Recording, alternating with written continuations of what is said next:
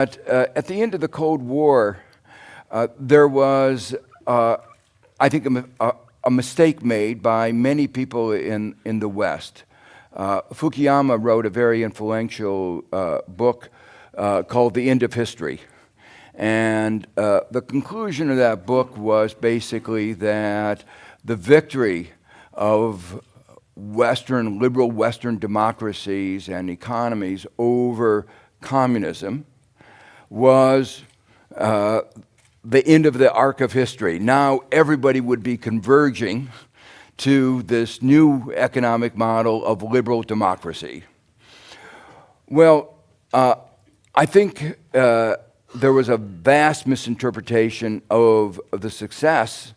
It was not our success, but communism's failure that was really at play.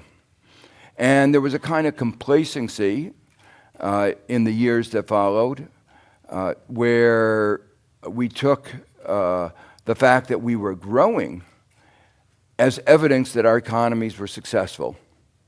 But GDP, as it's been mentioned, is not necessarily a good measure of success.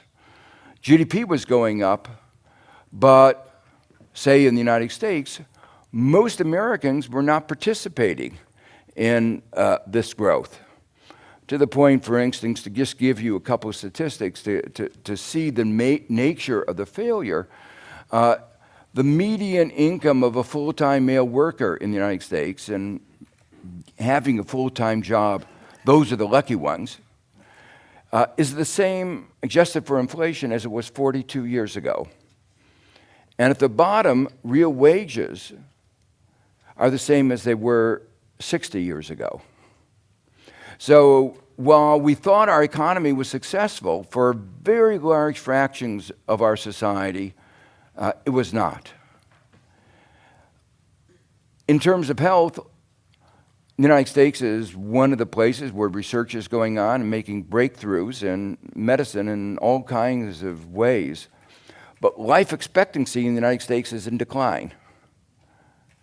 And that's particularly true of white males who are not college graduates. And one of the reasons is what Angus Deaton and Ann Case have described as deaths of despair. People committing suicide, drug overdose, alcoholism, people giving up, that life is not working. So as an American, I feel very strongly that our variant of the market economy has been a failure.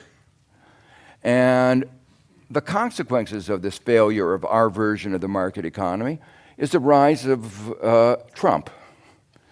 And I'll be very frank, we are very afraid of this as a new form of fascism. And it has many of the symptoms of what happened in the 1930s. Of course, it's only 30% of the population that are die-hard Trumpites. But just like fascism, there were only a small, a minority, 30%, 35% that supported Hitler. It was the collaboration of the business community and other conservatives that led to Hitler's rise. And in the United States, it's the business community and other conservatives who have joined Trump in celebration of tax cuts for the rich, a tax bill that actually will lead in a country with the highest level of inequality among all the advanced countries, will lead to a tax increase for a majority of those in the second, third, and fourth quintiles. In other words, for the vast majority. And which will result in a country where millions have no health insurance, where the right to access to health care has not been recognized.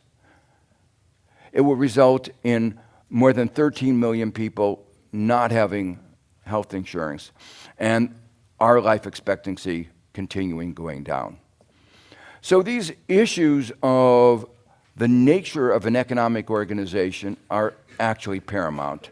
And they're paramount not only for our economy, but also for our society and for our democracy.